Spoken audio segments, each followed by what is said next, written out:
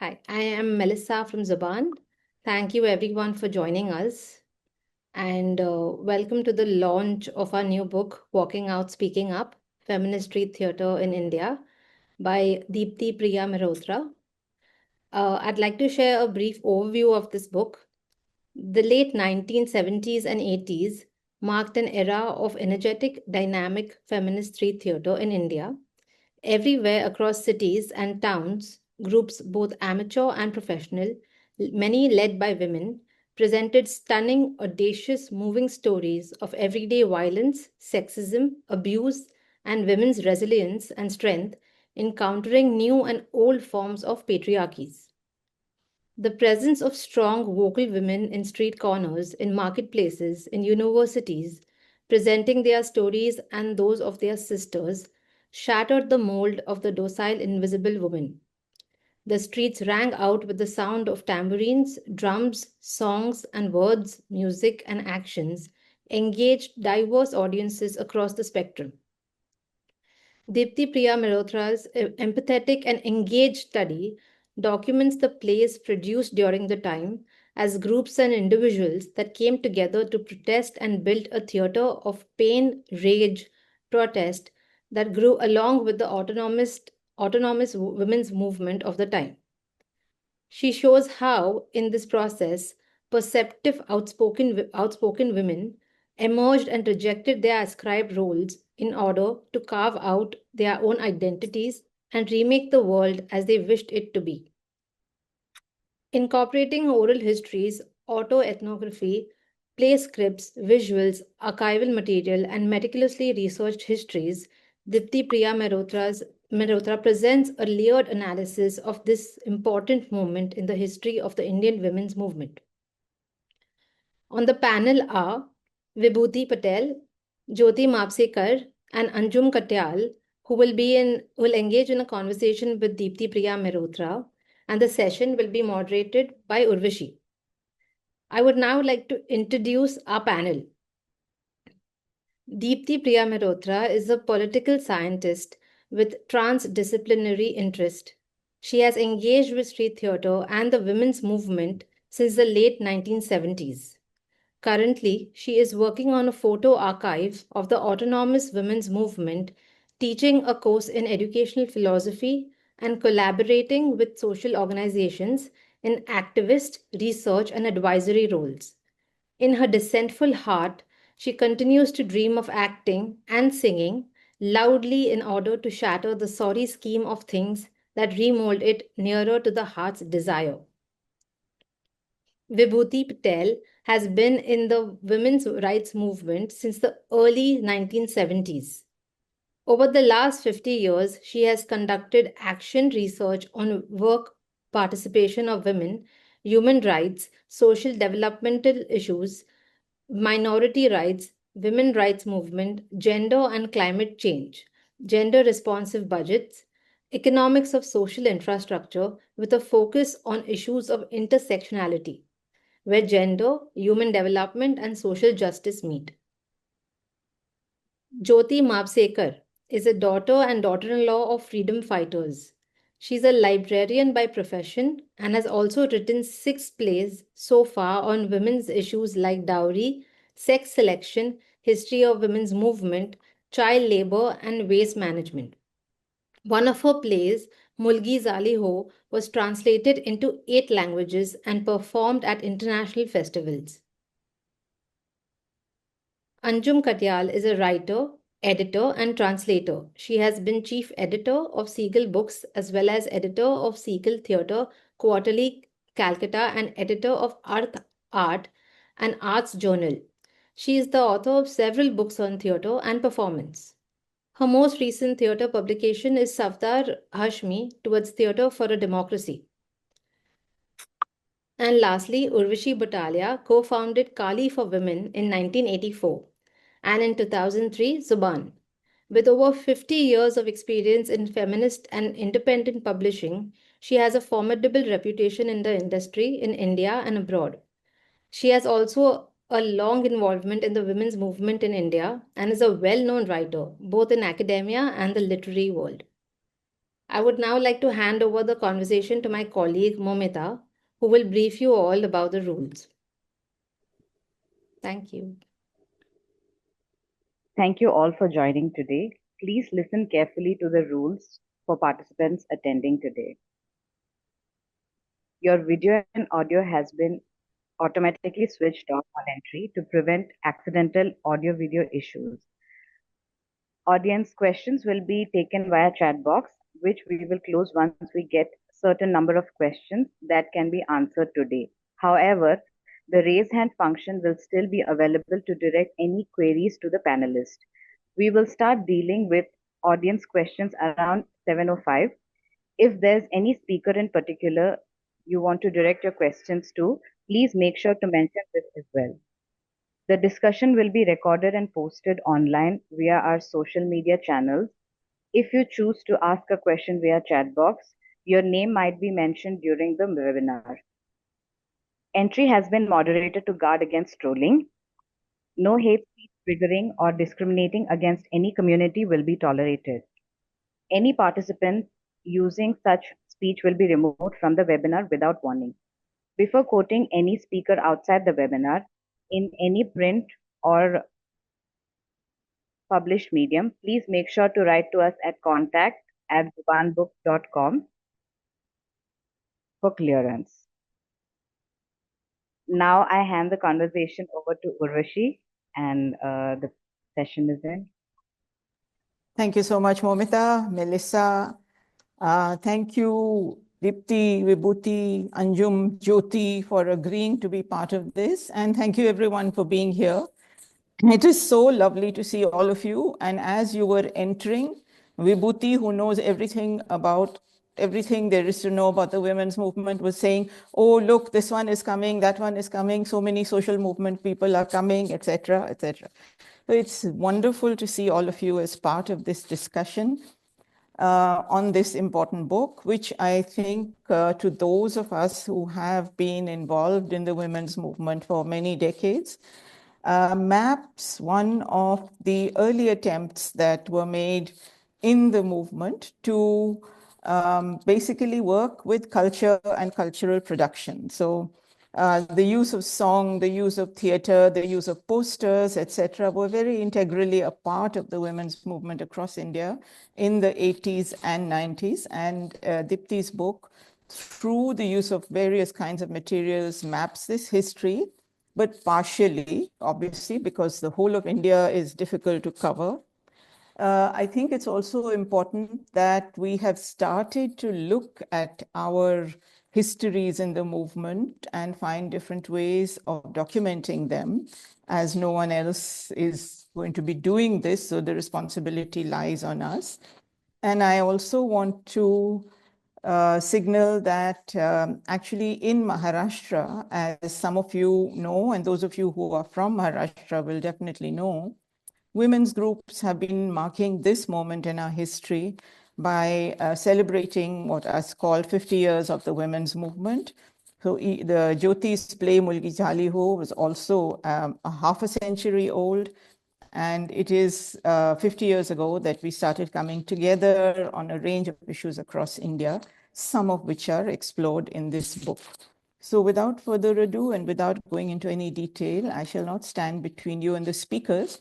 The way that we have planned this event is that we will ask Deepti to speak first, to tell us a little bit about what is in the book and what was in her head when she thought of doing a book like this. We will then move to Vibhuti, who will talk to us a little bit about the use of theater, song, etc. in the women's movement. And then we will move to Jyoti, who will talk to us specifically about the play that she has worked on and the street theater movement in Maharashtra.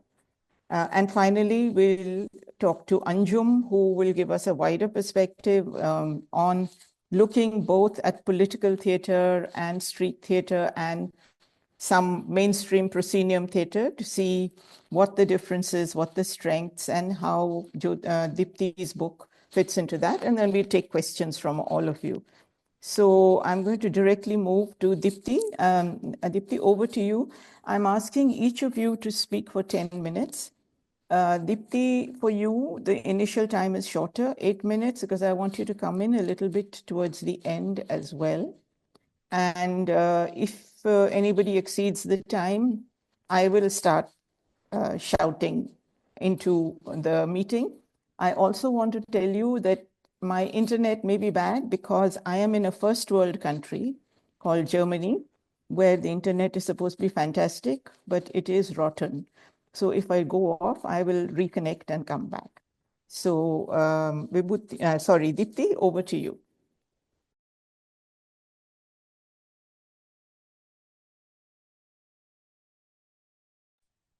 Thank you. Thank you, Urvashi, and thank you all of you who are here. I'm very excited and very pleased about this interest in the program. And it really explains why I so wanted to write this book. So this is a book of stories, and telling our stories is so important. Often we forget to do so. This is a history from below, sharing narratives of multiple people and the stories from a movement. Feminist Street Theatre emerged along with the autonomous women's movement, and my book seeks to recreate some of the color and magic of street theatre during that long moment of protest. Women laid claim to power, to speak, sing, act, imagine a transformed world, to literally walk out to speak up. Testimonies unfolded through theatre. New disruptive ideas entered the public sphere. Feminist street theatre of the time transgressed boundaries, bringing alternative imaginaries to life. Though theatre has unique significance, often it is very difficult to document it because it vanishes, it's temporary, it's done, it's live. So in the case of feminist street theatre of the 80s, there are next to no systematic records of plays, performances, cast, days, dates, venues, audience reactions, with one or two exceptions, such as Mulgi Zaali Ho. So in the tradition of critical feminist ethnography, to make visible our more or less invisible histories, I have elicited memory using oral history methods. The book builds on approximately 25 intensive interviews with actors, directors, activists, academics, all closely associated with the street theatre. I also draw upon numerous conversations, informal exchanges, interactions, discussions during theatre workshops, post-performance audience responses over the decades. When I began this research, I planned to write about feminist street theatre within Delhi. But the scope expanded to other geographies. The project took on a life of its own. I found plays from different parts, and it was so seamless to actually spill out into other areas. Maharashtra, Chhattisgarh, Bengal, Gujarat, UP, because it was similar issues. It was the same movement. The bulk of my narratives are still from Delhi, but we do explore kindred theatre from elsewhere as well. Yet this book delves into only a fraction of the corpus of street plays generated within the women's movement. So this is a disclaimer. There is no comprehensive coverage of feminist street theatre across India. What I have located and worked with is, enormous because it's 23 play scripts in Hindustani or Hindi and English, 23 scripts. Several were translated from the original Bengali, Marathi, Gujarati, etc. I found them translated. What I translated was only from some Hindi to English. Those are the two languages I know, Hindustani, Hindi to English. And that delimited the research I did to such scripts. Now, the detailed analysis therefore focuses on these plays. I wanted to go deeper, and to write about feminist street theatre across India is a different project. It would require a team of scholars, multilingual, who can locate scripts and protagonists across geographies. Many street plays were never written down. They were created, there's no written script. They were created three-dimensional in workshop spaces by groups of women The lines were improvised, enacted, performed with no need for a written script. How then do you track down the history of such plays across India? The material is too rich and too much. So my book indicates that there is this richness, and therefore it was important to take this first step. And very clearly, it is only a first step. This is a huge area, and it has not been, written about either in histories very much of the women's movement, nor in histories of theater in India. So it's a neglected area. To understand the feminist street theater, what I did was to closely read its script, map its theme, its storyline, plot, dramatis personae, approach, treatment, imagery, songs, dialogue, movement, the spatial use of space. And this textual material is synthesized with media documents, academic literature, and autoethnography. Because I participated in street theater through the 80s, it has shaped me in many ways. I acted in Om Swaha Ehsas, was playwright actor in a play called Teen Behnon Ki Atmahatya in Kanpur. And later, some of us have created dramatized readings of the old plays and performed at diverse venues. So being a kind of insider, though amateur, in the world of women's street theater has meant that I've been at times participant, other times participant observer, documenter, researcher, affording me multiple entry points. The tactile, physical, and emotional immersion in feminist theater, especially during the 80s, has helped guide my understanding of its meaning and its power. My own memories meld into a collage of collective memories. This book attempts then to reconstruct history out of kind of fragments. My task was to give each fragment due attention, listen with openness, discover linkages, acknowledge emotion and subjectivities, without attempting to synthesize a falsely complete picture. There is a sense of deep involvement rather than detachment or indifference, and this is true of all the people I interviewed and all the people I write about, deep involvement. This book speaks of a moment when radical art merged with radical politics. The impact was palpable. The wider impact is difficult to trace, perhaps immeasurable. While feminist street theater was akin to agitprop and theater of the oppressed, it differs in its deep focus on gender, challenge to patriarchy, the preponderance of women actors, directors, playwrights. Issues raised and range of protagonists is astonishingly diverse. For instance, issues of daily sexism, sexual harassment, marital violence, oppressive religions, custodial rape, sati. Also, there was working class actors often rubbing shoulders with middle class actors, college students. So it was an exciting moment. And the history of working class women doing street theater, I would like to say, has been doubly absent from the literature. And I thought it important to redress this. So as you see, the cover of my book onwards, the images from a play performed outside Red Fort on International Women's Day 1992. The play is Zimmedar Kaun, Dangon ke liye Zimmedar Kaun, who is responsible for creating the riots. The actors with fists raised are Devi Kripa and Vidya Thapa, working class activists living in far-flung and working in far-flung resettlement colonies of Delhi. The making of such plays reflects and performance of such plays reflects an undercurrent of solidarity across class caste.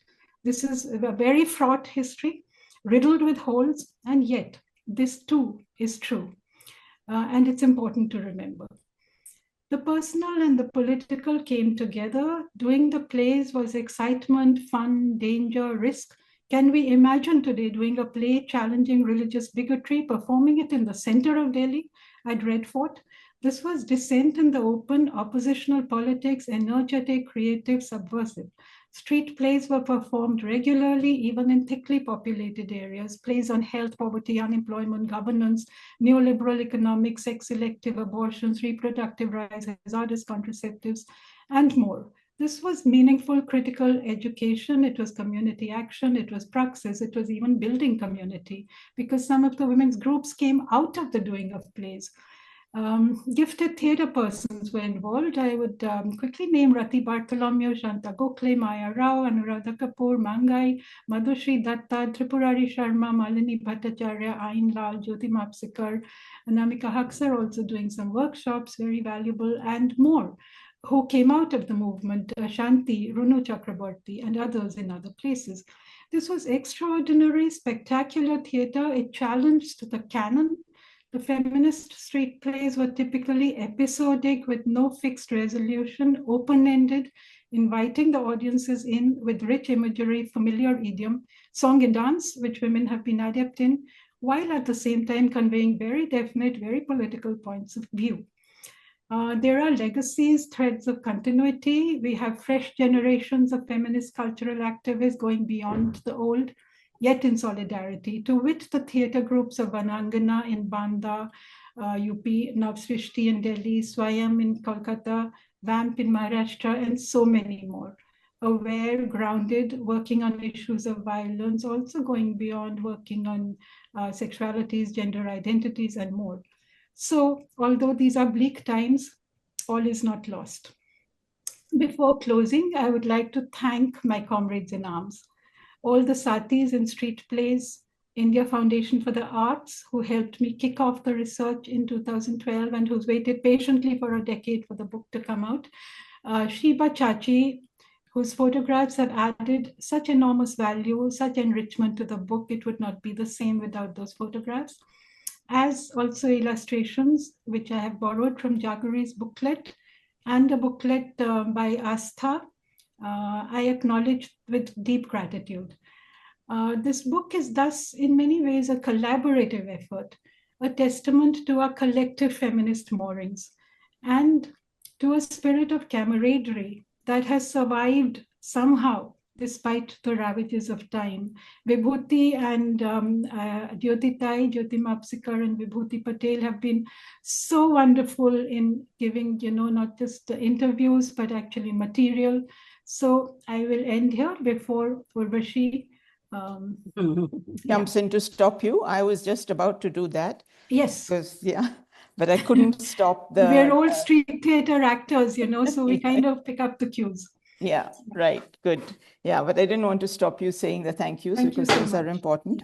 Thank you so much, Deepti, for laying that out and for recapturing some very essential things like the headiness of the time and the possibilities that it held, where you could go anywhere and you could start performing and you knew that you could actually do that, even though there was danger, but the mahal was such that you could. And also very much the cross-class, cross-caste nature of the participation, not only in the acting, but also in the conceptualization and the stories that went into the plays. Absolutely. So I'm going to turn to Vibhuti, but before I do that, just want to say that please put whatever questions you have in the chat box. We will not be able to take questions other than in the chat box, so it would be useful if you could put them in there so that we have a record of them and we'll try to go through as many of them as possible. Vibhuti, I'm going to ask you to come in now with your views on the ways in which theatre played out inside the women's movement in different parts of India. So over to you. Yeah. Thank you, Urvashi. First of all, I would like to congratulate Zubaan team, 7 sisters of Zubaan, Urvashi, Melissa, Momita, Vatisha, Shrishti, Choda, and Angelica. This is a very important publications that you have with in collaboration with Deepti Priya Mehrotra, who put in her hard work. And the most valuable aspect of the book is that the socio-political context in which street theatre movement in feminist street theatre has been examined and with a rigorous analysis, and also it is data driven. Lot of material is there. First time, like you find it at one place. So this Walking Out, Speaking Up, Feminist Street Theatre in India, it's published during the historically important year of Golden Jubilee of Women's Movement, is a very important milestone in the women's movement. Deepti has located street theatre in the post-emergency period, growing social movements of marginalized sections in the urban, rural, and tribal areas of India, and also the macroeconomic development trajectory of India.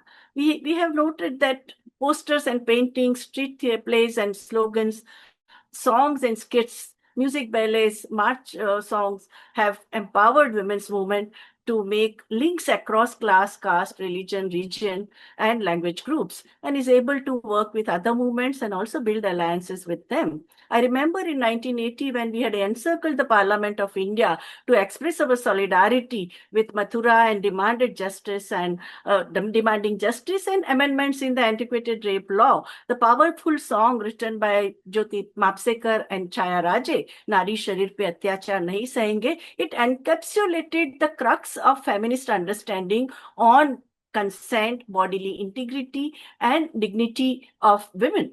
Later on, we also Hejire, which also Tod Tod Ke Bandhan Ko became a national anthem of the women's rights movement.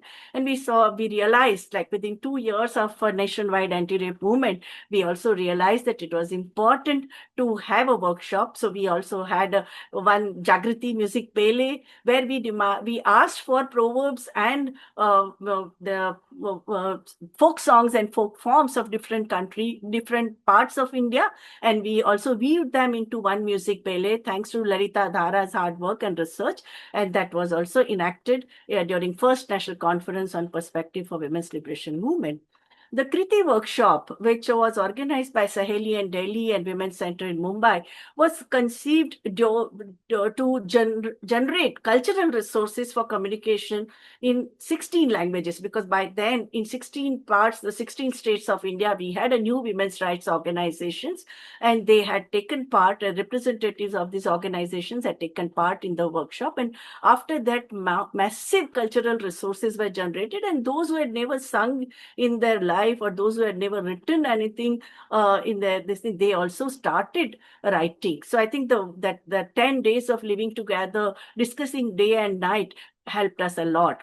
Feminist groups have made creative expressions as a part of campaigns around violence against women, draconian population policies, sex-selective abortions of female fetuses, rights of girl child. In fact, Kamla Bhasin's song "Mujhe Padhna Hai" became so popular because when I on the International Girl Child, when we recited this song in front of the demographers, they said we were interested in girl child only because to prevent child marriage, because they are potential mothers. We never treated them as individuals. So the very strong political understanding and strong feminist message that all these songs had is a unique aspect of this thing. Unique aspect of the women's movement and the feminist movement. Health and nutrition for women and children, reproductive autonomy, right to education, decision-making power and political participation, representation in decision-making bodies with voice and also agenda-setting power, discriminatory family laws. In fact, that was the first thing, like when Mary Roy was fighting against antiquated Syrian Christian law. From there on, that time only, discrimination in family laws became a theme. Identity politics, non-recognition of women's unpaid domestic labor and care work, which came out in a skit we did on housework or sexual harassment at workplace. We had in a Rekha Ki Kahani, Jagori's Basti Basti Angan Angan. That is a collection of street plays which has given the scripts of all this handwritten scripts. No, then Bara Garacha Bara Zani by Lata PM, where women facing different kinds of violence against their bodies and psyche in the personal and public domain was taken up. Jyoti's play Evils of Dowry, that is Hunda Nakoga Bai. So these expressions are as powerful as lectures or political study circles and workshop. It is just not the addition to the dense political discourse. They are equally powerful. So for each poster or play, a lot of discussion on words, imagery, symbolism, use of color, props, message takes place. No, so Women in Law by Nari Samta Manch, the whole traveling exhibition in 1995, 1986. after Manjushri Sharda's brutal killing by her in-laws, that was a very so powerful that Maharashtra government decided to make thousands of copies of it and distribute in all the villages and gram panchayats and block level. Poster Women traveling exhibition, which Zubaan has created, it has really reached to all the places because it is available all both in the hard copy form, and also there is a book, Poster Women, and now digitally also it is accessible. One good thing about Zubaan is that they are deprivatizing the collective sources of knowledge which are created by women's movement. Stri Mukti Yatra by Stri Mukti Sangatna in 1985, Nari Jivan Sangharsh Yatra by Forum Against Sex Determination and Sex Preselection in 1988, Tripurari Sharma's theatre workshops in Chhattisgarh at the invitation of Shankar Guhani Yogi ji, where both Deepti and myself were present, and we were also taking part in it. Music ballets on Lal De's Life by and Verses, and participatory action research and gender training manuals also started in using this creative expressions for conveying the message. In 1988, when the foundation course of Women in Changing India was introduced by SNDT across the discipline, we used all these methodologies, methods of creative expression with the college teachers, and I think now it has been institutionalized. 1995 onwards, we have seen the training of women elected representatives in Panchayati Raj institution, the sources created, creative sources created by, generated by the women's movement have been extremely effective. So many state governments and at a subnational level, they have been used in the training modules. In 2005, International Theatre Workshop organized by Stri Mukti Sangatna in Mumbai University made us understand the universality of appeal of theatre, as there were plays from Rwanda, Bosnia, Philippines, Sri Lanka on hardcore themes of ethnic cleansing, devastating impact of wars, and conflicts on women.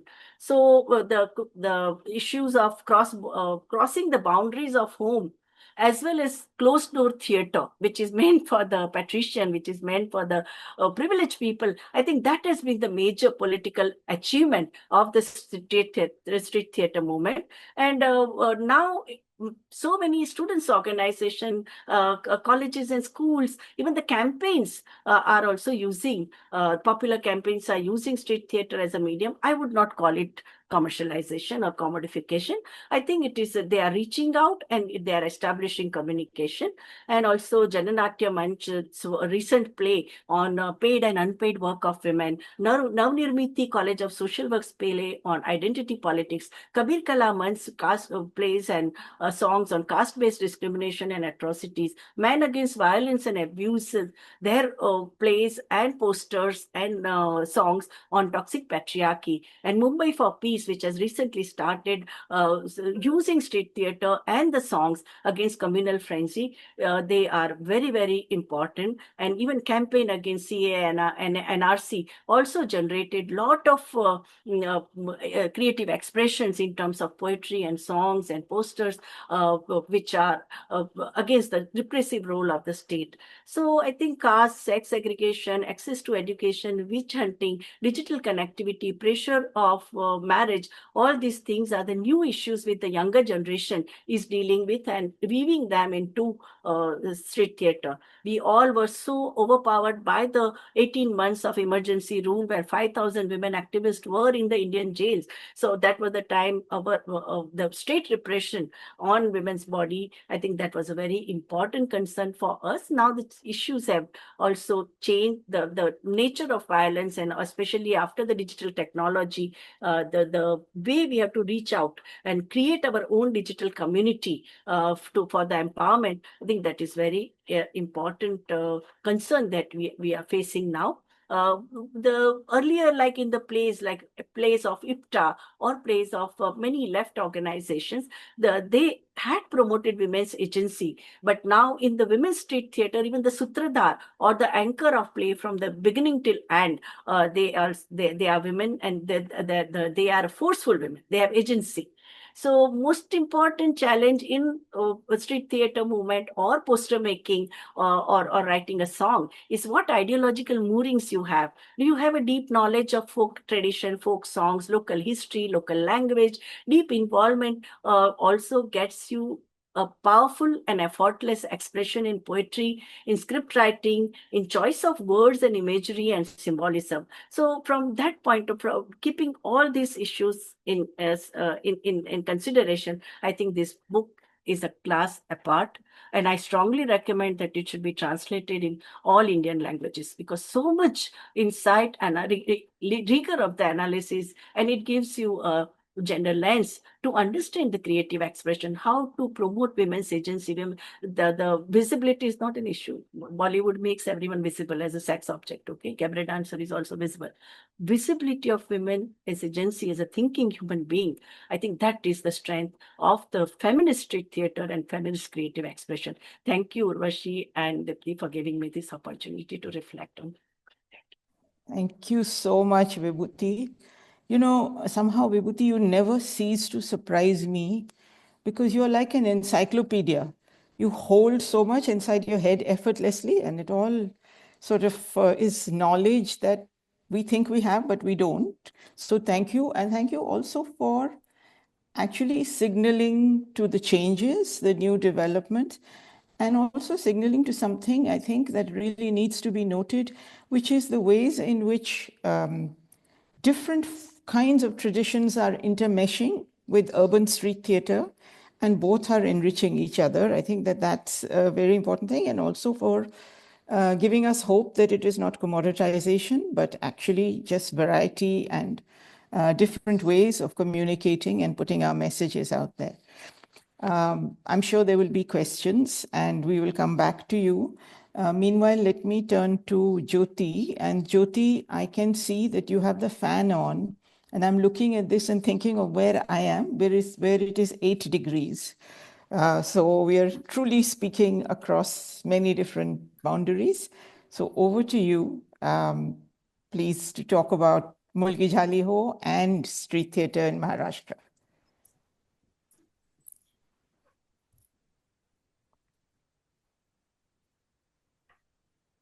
Actually, I wrote Mulgi Zaali Ho very accidentally.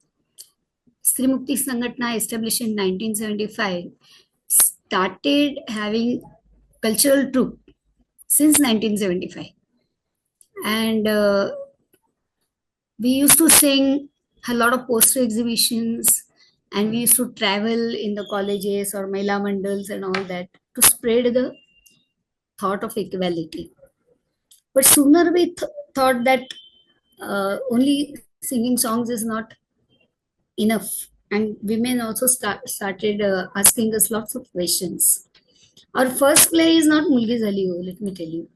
It is हा प्रश्न चुकीचा आहे, that the question itself is wrong, which was on the working women, which was on the demand for creche by the struggling girls, new girls in the pharmaceutical industry, who wanted a right to marry, right for creche, right for maternity leave. So that was our first play. Then we thought that yes, plays, because we did not have any training, formal training in neither in singing nor in acting or in writing. But when we did that play, because our director of all our plays, Vinod Hadav, was a theater person, so he molded us, and then he gave us confidence to write your own plays. So I wrote some songs, and the Mulgi Zaali was made in 1983, and of course the first performance was in Delhi. And we never looked back after that, because we were surprised by its success, and we were all working women, and then how to do it, how to perform, there were big challenges for us. But let me tell you that Mulgi Zaali Ho we used as a tool to spread the thought of equality all over Maharashtra by various yatras, because there was a lot of demand to perform.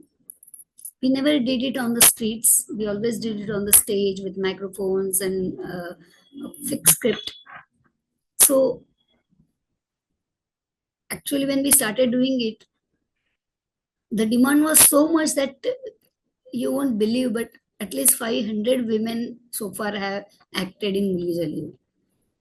And not only that, whenever I go to any village or district place and all, someone or other comes and tells me that yes, we have performed Mulgi Zaali Ho. Why?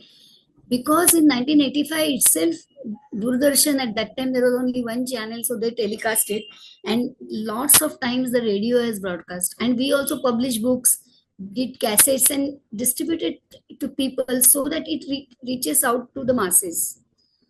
And that was effective because many people really performed, and many women participated, and we really got a lot of activists because of that movement. We will, and our activities also started because of Mulgi Zaali Ho. So theater we have used only as a tool, because moment we will perform, at least 4 or 5 women will come to us after the show that we have some domestic violence problem and you must help us into that. So we had to start family counseling center, where we never thought about it. But in 85, we started family counseling center because of the discussion with the people. Then also we started daycare centers because we make a demand. So we also took a big signature campaign and appeal to government to give a space for starting creches for the children of working women. Also, we had a adolescent sensation program, because we see that so many young girls also were approaching us, and we also thought, after coming from Beijing conference, we thought that we must reach out to boys also. So a school-based program, adolescent sensation program, we started. And then of course later we always wanted to reach out to poor women, and therefore we started Waste Speakers program in 1998. But let me tell you, all the volunteers which are working in all these projects we got because of our theater. Because after watching the play, people were really women wanted to do something. And that was the reason we started so many activities. And thousands of activists actually joined us. Some of them then got married and then started getting jobs and all that. But many are still acting in the plays. So that was very important. I think that was the power of the play. I also feel that we are not the only ones in Maharashtra. There are so many, like Vibhuti has mentioned, forums, plays, Lata Brahma has written and all. We were only consistent as a theatre group. Right from 1978 was our first play, and right till now we are performing. And also last 2-3 years, we also, what we did is that every year we are celebrating Lokashahi Utsav in Maharashtra, in Mumbai, especially Mumbai and Navi Mumbai.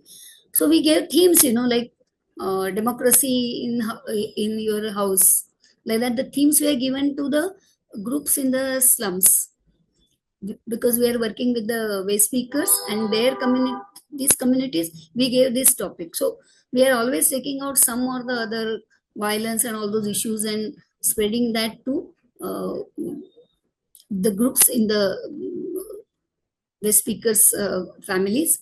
And they also wrote, and they performed. They themselves are activists, very young activists, also guided them. They took their camps and then asked them to perform. And that was, we every year at least 5 to 10 performances were there by the young children.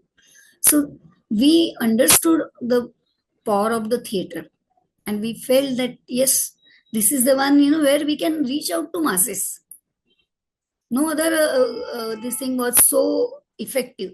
Now of course social media has really captured everybody's heart, so now it is little difficult, but still we feel that the theater is still a very important tool to reach out to people, reach out to them and talk to them about their own issues, and tell them the solutions also, not only the issues.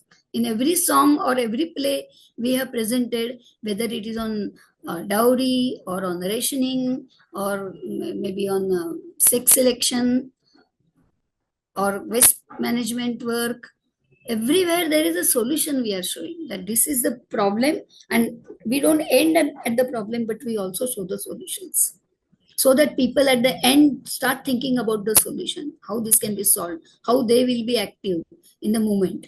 So this was very useful to us, a theater in that way. And I feel that for young generation now, going to theater or acting and all is little like they are more interested in reels and all that. But still there are some few people. Street doing street theater is not that easy now because of the traffic and all that. You cannot stand in a choke and all do all these things. But if you have uh, script and we can do it in the theater like our children have done, that will be very useful. So I feel that Mulgi Zaali Ho or all our other theater productions were very useful to us and to the people also to learn their own problems and find out the solutions.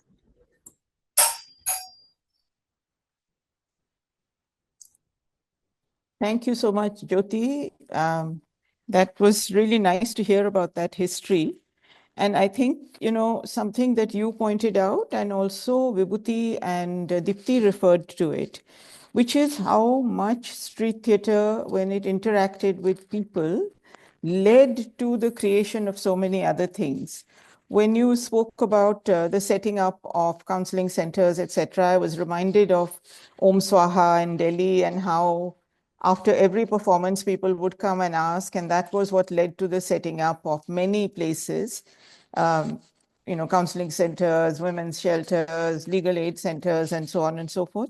And the other thing that you pointed out, which I thought was also very interesting, was how the content of what you were doing. So you might have started with one play, but it grew because of the feedback that came from audiences who brought their own issues. So it was a kind of dynamic process where people learned from each other. So I think those 2 points for me stood out very interestingly in what you were saying. Many thanks. And we'll turn to our last speaker, Anjum Katyal. Anjum, over to you now. Thank you very much. It's been really interesting listening to the three people who've come before me and seeing the different aspects of the book and the subject that they've dealt with. Thank you for including me in this panel, and congratulations, Deepti.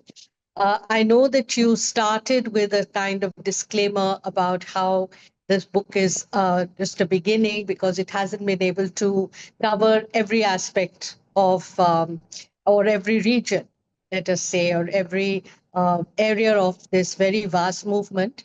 It would indeed, I think, be a miracle if we insist on claiming that India is diverse and multiple.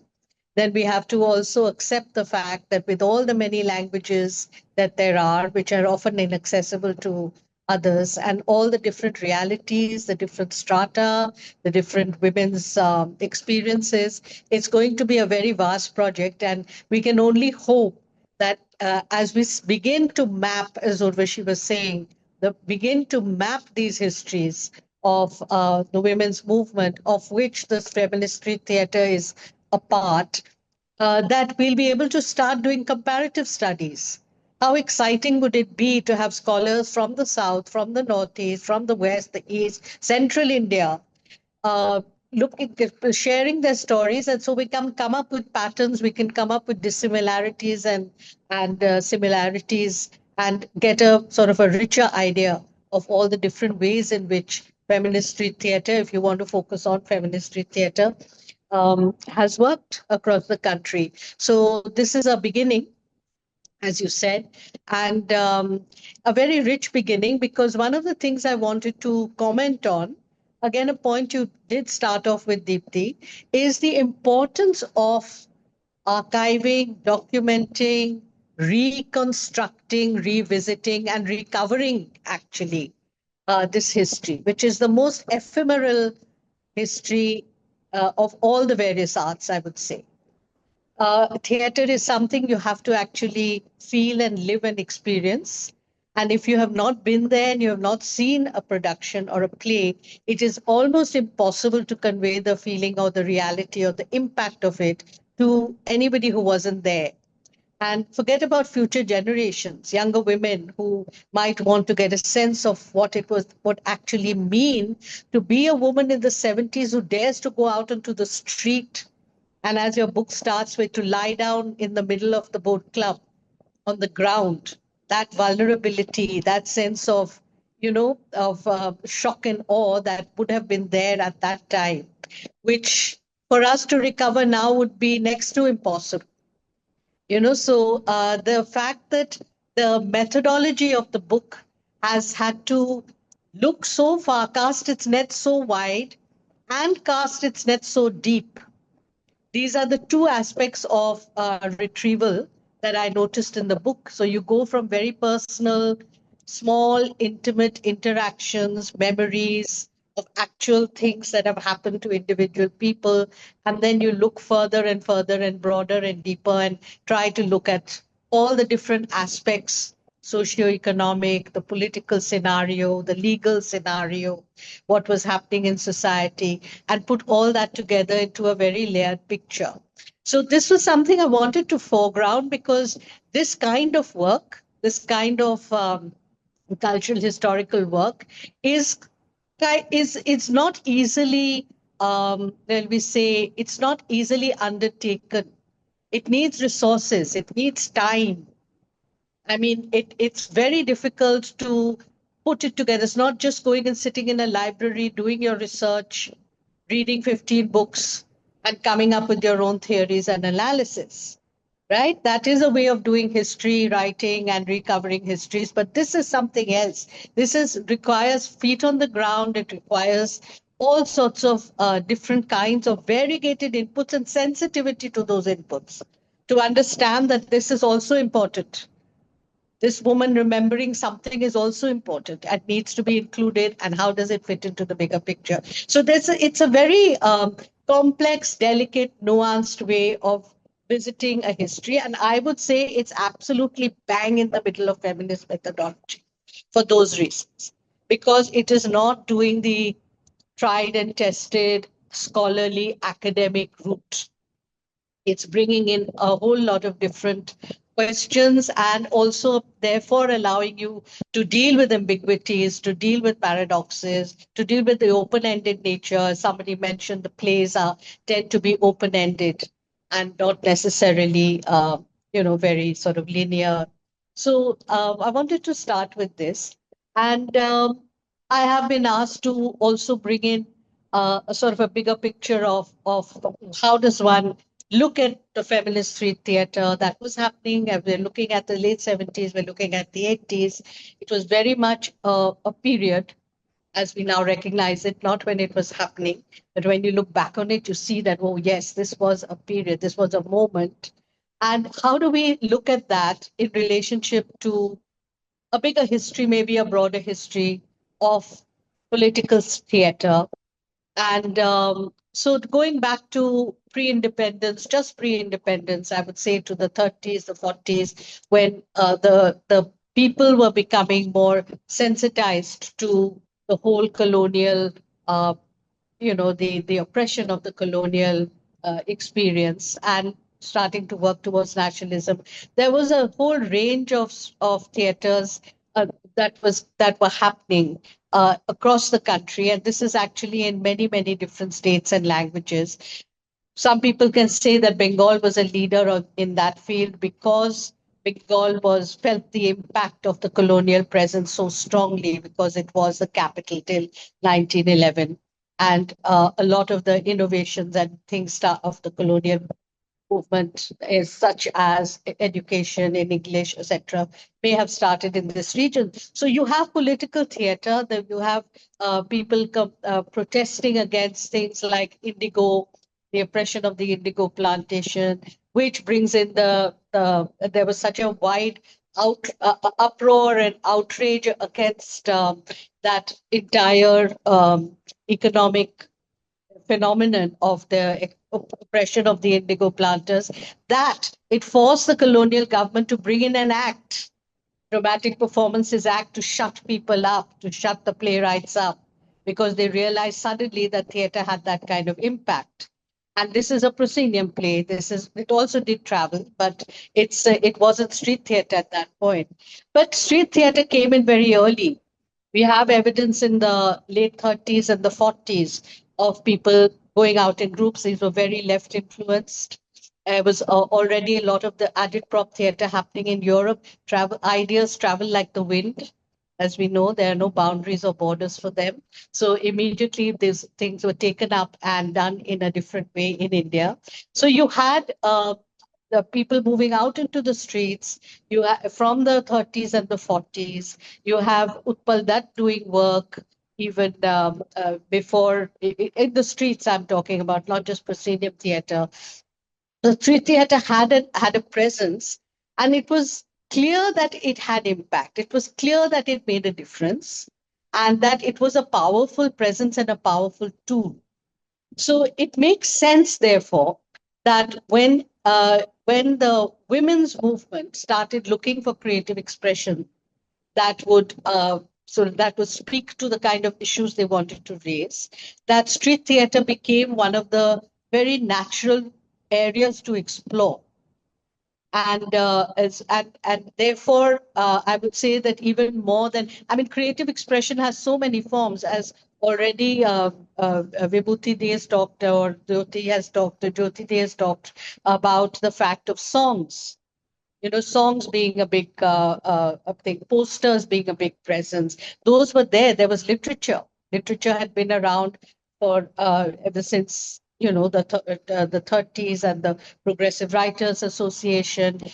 Women had already started writing books and stories and that express their reality, and talked about their issues and things. What made street theater so, I would say, uniquely opposite for what the women's movement was trying to do, to my mind, it's because it was so ultimately transgressive.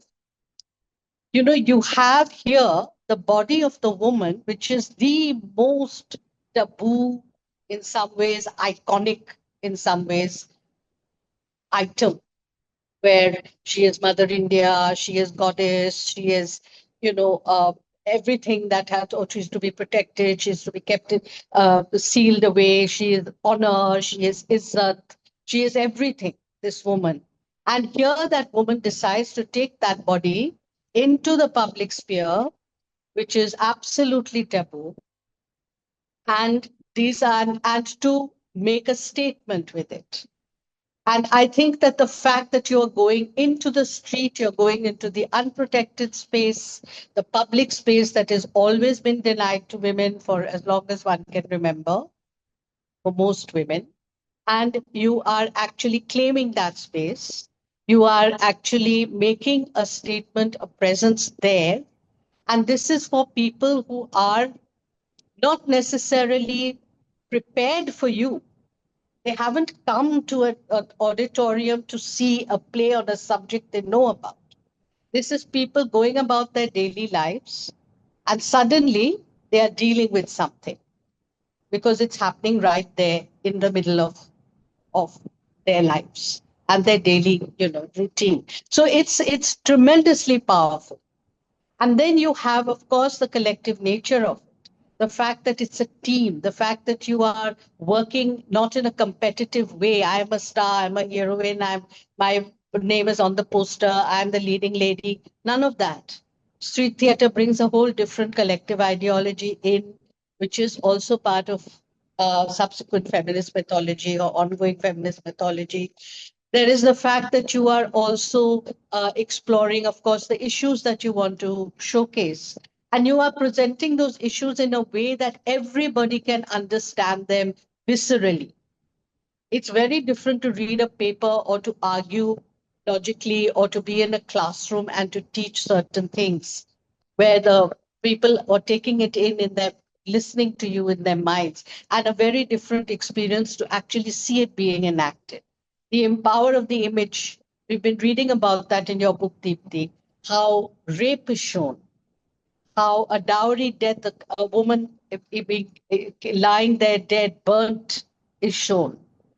How sexual violence, domestic violence is shown, threat of the family gathering around this one figure, coming closer, closer. It's all very, as I said, visceral and immediate, and it doesn't require, it breaks through barriers. So it makes you understand something in a very real way. And therefore, I think when you talk of impact, you talk of people coming up afterwards saying, what can we do? How can we get involved? How can we take this further? This is my story. That happens because of the nature of the form, you know. So I think that in terms of even the of course the transgression of the space, but also the new experimental nature of the way of working, the collectiveness of it, the idea that you take these stories which have been forbidden to be discussed by people. Hey, we don't talk about that. Those are private matters. That stays within the family. That's not supposed to be. Don't air your dirty linen in public, etc., etc. Breaking through that was also another big step, I would say, that made this feminist street theatre different, though linked with the other political theatre that was going on. Anjum, So I'm going to have to stop me. yeah, because we are running out of time. I'm so sorry because everything I you're was saying also is so running out of interesting. things to say, so I'm glad that I Okay, so we're on the same page. As Deepti said, we recognize the cues. But thank you so much for pointing out a whole range of really interesting things, about the body in public space, I think. And thank you for helping us to end on the note of the ultimate transgression, because that really is what it is. We have a whole lot of questions, so I'm going to jump straight into those. Deepti, I know I said to you that I will come back to you, but I think that in the questions, you will be able to also, in a sense, respond to what the different speakers have said. So if it's okay with you, I'm jumping straight into the questions. We'll start with the questions that we received when we sent out the invitation for the book launch. And the first two of those questions, Deepti, I think you've already responded to, but they're not only for you. But however, the first question is, what is the thought behind the title of the book, Walking Out, Speaking Up, which you actually spoke about when you spoke? And what is your point of view about the commodification of street theatre and its co-option into intercollegiate, inter-varsity competitions? This, I think, Vibhuti responded to. I just want to signal that those two questions were asked, but we don't necessarily need to go in there. Then there is a question, what is the state of contemporary street theatre, in your opinion, as an art form and as a site of engagement, protest, and resistance? And to some extent, I think Anjum has just spoken about that. But if any of you would like to take that question briefly, I have at least 6 other questions. But if you would like to, please go ahead on that. Deepti, do you want to respond to that? No, I'm fine with going ahead, because I think we can handle it with other questions. With other questions, all right. Anjum wants to. Anjum, go ahead. You have to unmute yourself. Anjum? Yeah, I didn't realize. Yeah, I wanted to say that if you're talking about ongoing and contemporary, whether how ongoing or contemporary it is, I'd say, look, we don't need to look much further than the installation, so-called installation and performance art that's happening, where borders are now being blurred between a visual artist and a performance artist and a theater person, because certain issues are being taken up, and it's very contemporary. It's very contemporary, very real. It's spilling out from art galleries to the streets, to parks, to public spaces. So I think we can say that it is still a very contemporarily relevant art form. I could just add to that somebody like Maya Rao is actually doing these solo performances like Walk.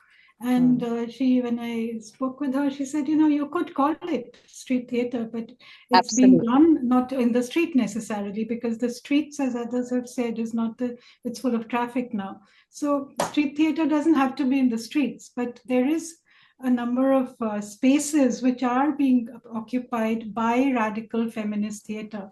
And I think the Vanangana kind of experience that is still there is kind of from the old times, because it is rural India and largely, and it is, performing very, very valuable work out there, where they're actually handling violence against women through theater and allied activities. So I think there is, what I would just say, that there is a whole gamut of stuff happening out there.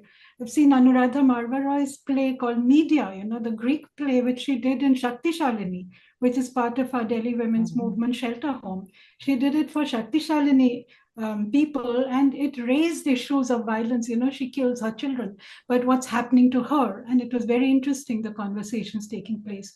So I think what's happening, also what VAMP is doing with sex workers bringing out their lives. So, and as these are issues, but I think the art form also is expanding in multiple experimental ways. Genderventions in Delhi, where they went out and did on the streets. They did just like forum theater, just doing a little thing and asking people to, if somebody harasses somebody as a play, it looks like it's happening. So how do people, bystanders, respond? So, I don't even know enough. I feel there is a lot happening. And the more I look, the more young people are doing stuff. So I would say that we need to be actually quite optimistic about things. Of course, everything around is very bleak, but our oppositional politics can still, and it needs to strengthen. So, yeah. Thank you. Vibhuti, you look like you want to say something. Yeah, I think Madhushri Datta's Lysistrata, the Indianization of Lysistrata is so relevant in today's context, especially due to 48 places on the planet where the very extremely barbaric war aided by technology are going on. So I think that is a very empowering experience. I was in Calicut 2 days back, and there the whole lot of people had gathered, and they were singing and also performing, and they were also reading the list of children who have been killed during this war.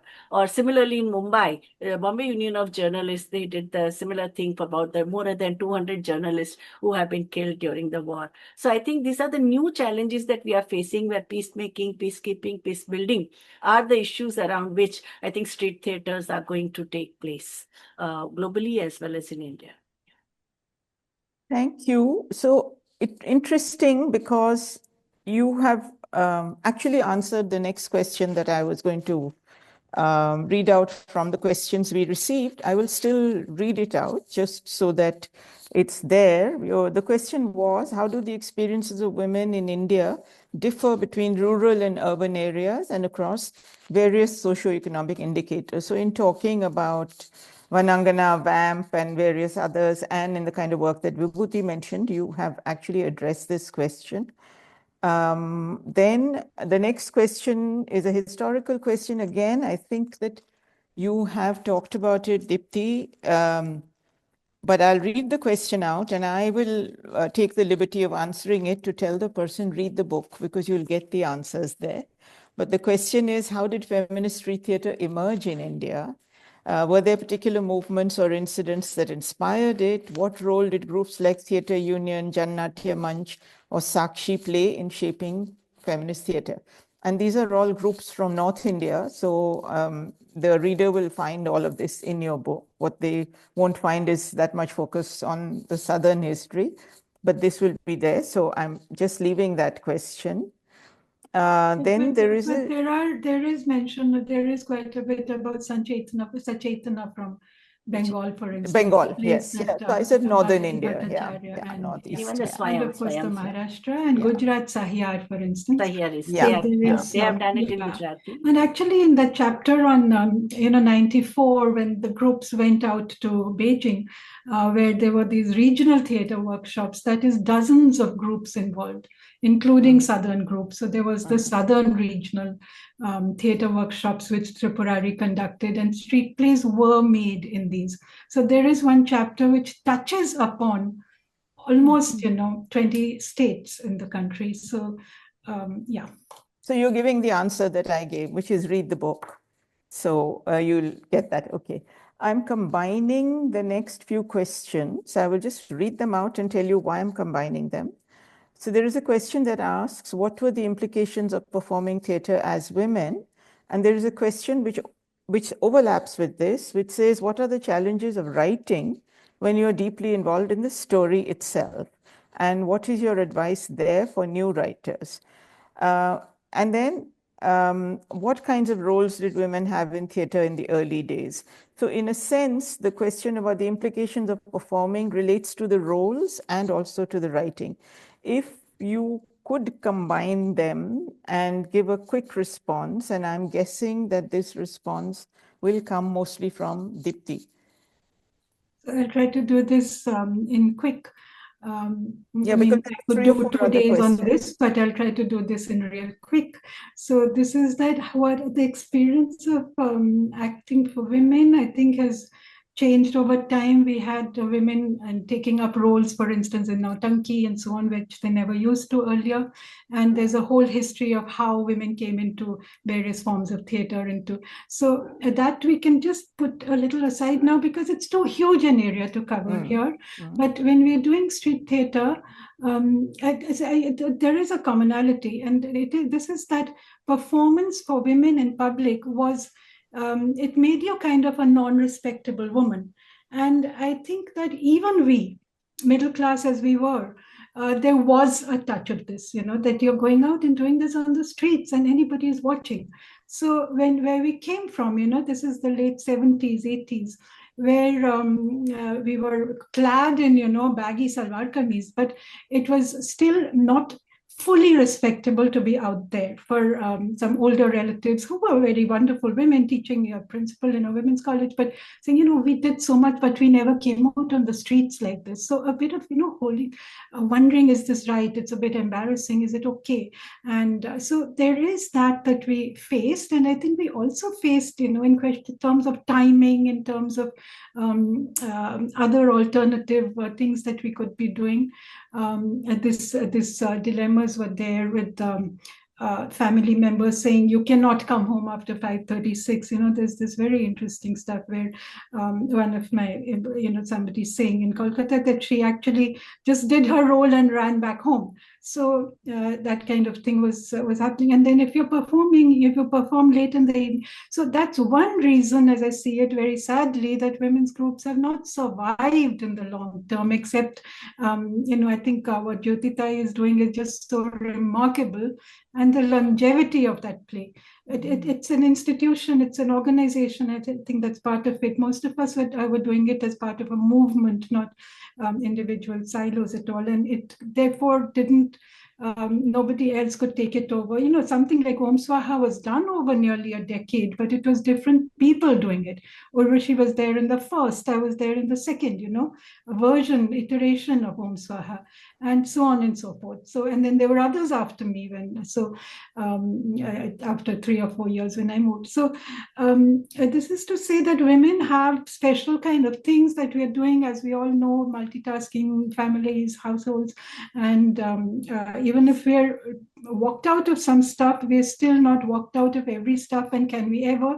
We really got to remake stuff. It's not just walking out of stuff. So we are really engaged in remaking families and remaking everyday lives. And that's where we are. And it's very tough still, as every woman here knows, everybody on this and every other woman knows how tough it is.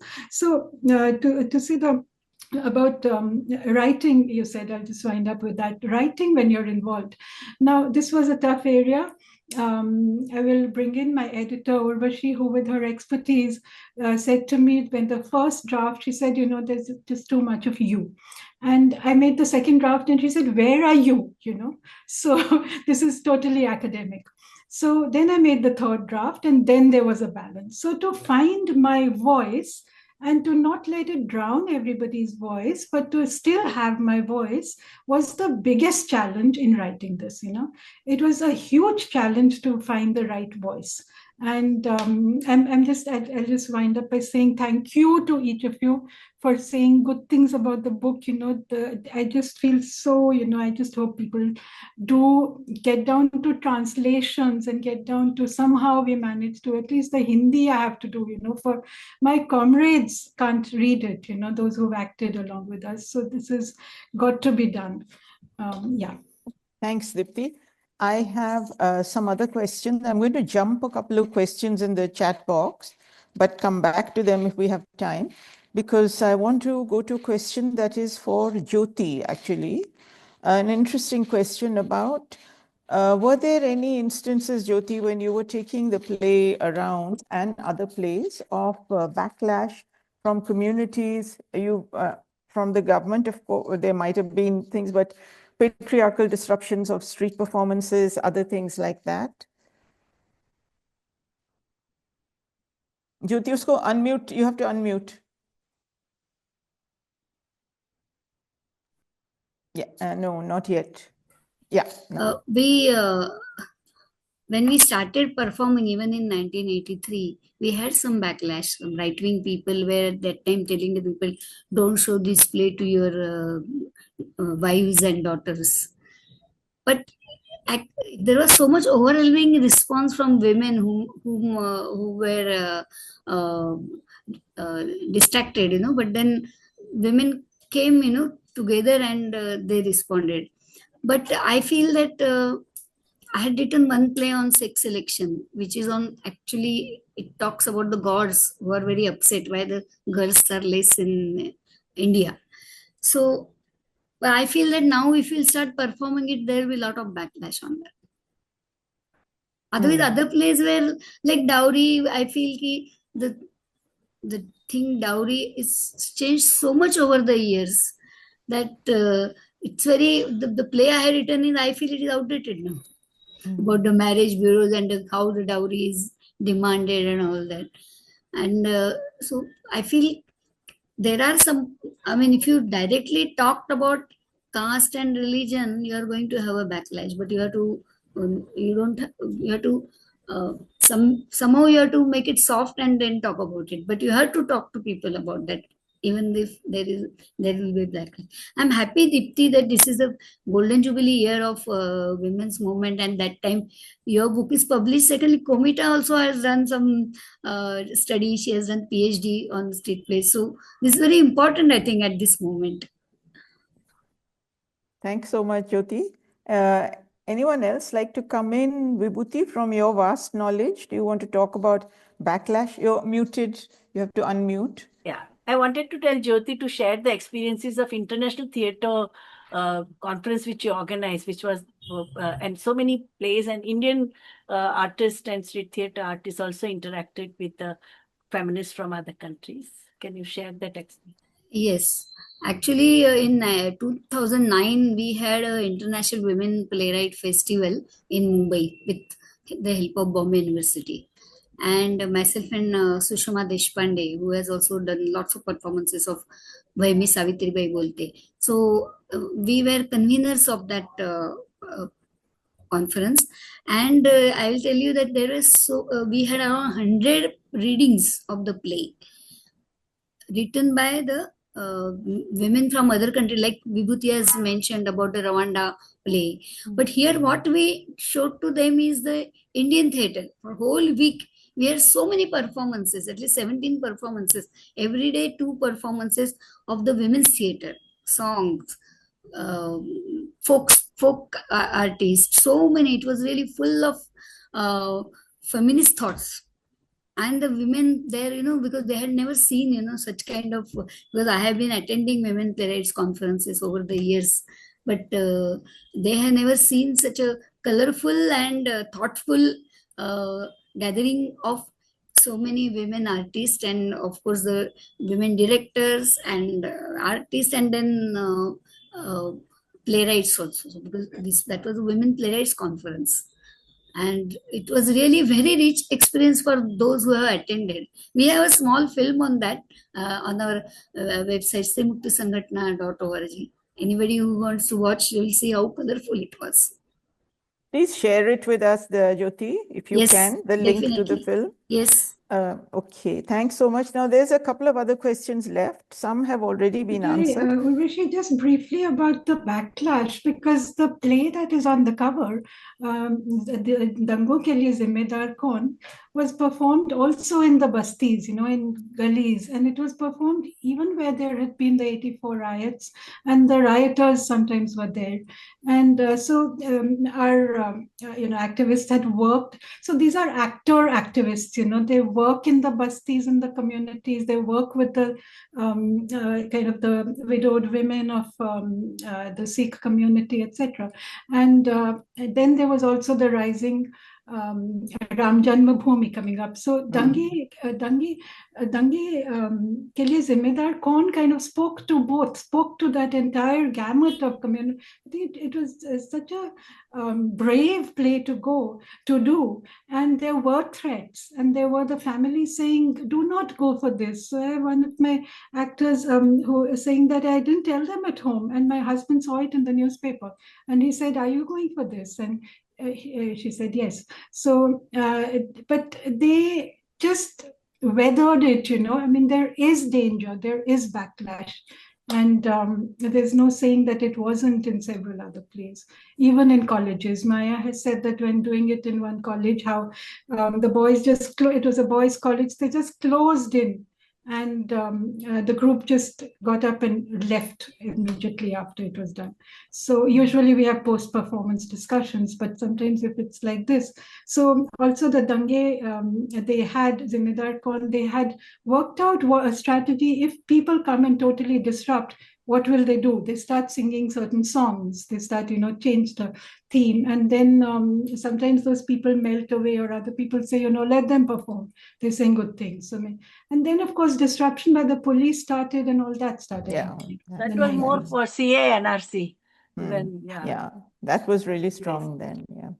Okay, I'm going to take just two questions, which I'm combining into one, because there are a couple of others which have been answered. So there is a question which says, and I want you to listen to it and listen to the next one before you briefly respond. What would be the form that you think we could resurrect to mobilize outrage over recent state of affairs and increase gender-based violence? This is one question. And the second question that actually overlaps with this to some extent is, in North India, especially in UP, women are voting in large numbers to fascist politics. Do you think women's theatre focused more on violence against women to all cultural, civilizational dimensions and not on politics? Now, this is a question that any of you can respond to, but I'm thinking that perhaps only one person, because we actually are out of time. So who would like? Vibhuti, would you like to go to that? Or Deepti, do you want to respond to that? You choose. Who would you, or Anjum, Jyoti, whoever. I will be democratic at the end after being autocratic all the way through. Maybe just a little bit about the last, and then Vibhuti or Anjum about the second part of it, which is because there's rising, women are taking to right-wing politics, and part of all that. So is street theatre doing only violence against women kind of thing in the domestic space? So, I think this kind of cause and effect doesn't work, because there are many factors which go into the creation of violence. There is rampant kind of virulent, deep-seated patriarchy within families, within state, within every institution. So women's feminist street theatre is not able to counter all of that. Otherwise, or the women's movement is not able to counter all of that. But, I think the question really that to ask is that, would it have been far worse if there weren't a women's movement? Would it have been even far worse? Because the women's movement is fragmented. It is not the strongest, but it has done a lot. So do we say that it has failed because, or it has only looked at? It has not only looked at domestic violence. It has looked at, we were just saying, Dange ke liye zimmedar kaun, looked in the face at the bigots, and so yeah, I just might. Okay, thank you. Others can join in. Yeah, I think Anyone? everyday misogyny and also the kind of problems like what dress code you have or whether what kind of food you are eating, who is your friend, where do you go. If politics has entered at that level, how can you avoid? How can you just have a play on gender-based violence? Because it is the political culture and the rape culture. They have converged, no? The kind of moral policing which is taking place, or the young girls killed for just wearing certain type of clothes or running a beauty parlor or dancing on Instagram. If that can escalate violence from the politically sectarian political youth groups, how do you do that? No, how do you avoid not taking up this issue in the context of politics, sectarian politics? And also after every election, whether it is a local self-government election or assembly and the parliamentary election, the disrobing of women, mafia power, misogyny, and also the whole power of the technology, like digital technology, that all are against women, and they demoralize and use the weapon of character assassination. How can you not talk about this thing, no? That we have to. Just seeing gender-based violence doesn't happen in vacuum. It happens in certain political culture. The kind of things which we faced, as compared to that, now doing anything publicly is extremely difficult for the younger generation. So I think we need to understand that, and that's why I think linking it up with the political culture is extremely important. Thank you, Vibhuti. And Anjum, you is cannot there anything? isolate, that way, the violence alone. Yeah. Thank you, Jyoti ji. And Anjum, anything you want to add as a closing remark? You're muted. You have to unmute.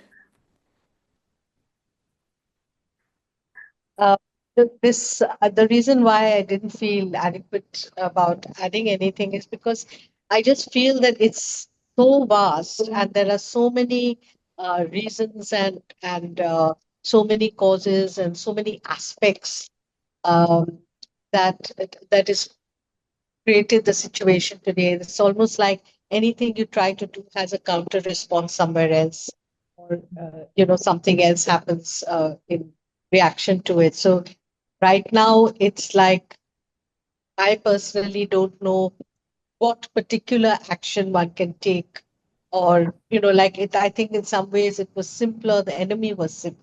Let's put it this way: identifying the enemy was simpler. Maybe in the 70s and 80s, if there were certain issues you wanted to deal with. Now it's like so diverse, and everybody seems to be complicit. All sorts of different forces seem to be complicit. So it's very hard to figure out how to, which is why I was opting out of trying to say anything. But the thing is that if there is a way, women do find it. Even if it's sideways or obliquely or something, but they do find some way of keeping up the resistance. So maybe that's the hopeful note on which we can all end. Thank you, everybody, so much. Deepti, Vibhuti, Jyoti, Anjum, thanks for taking time. Thank you to everyone who came to listen. I'm handing over to my colleagues who will close the proceedings. Over to you, Zubanis. Just want to thank Zubaan. I want to thank Zubaan, everybody in Zubaan, for hosting this so beautifully. Thank you for a very interesting evening. Yes, very, very interesting and inspiring. Yes, very inspiring. Very inspiring.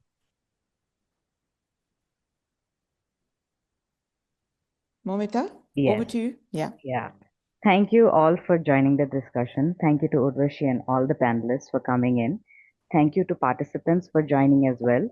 The clips from the recording of this webinar might be used on social media. We will continue to engage with the issues raised in these conversations through future webinars and other programs. So please do follow our social media page and subscribe to our newsletter to keep track of all the future events.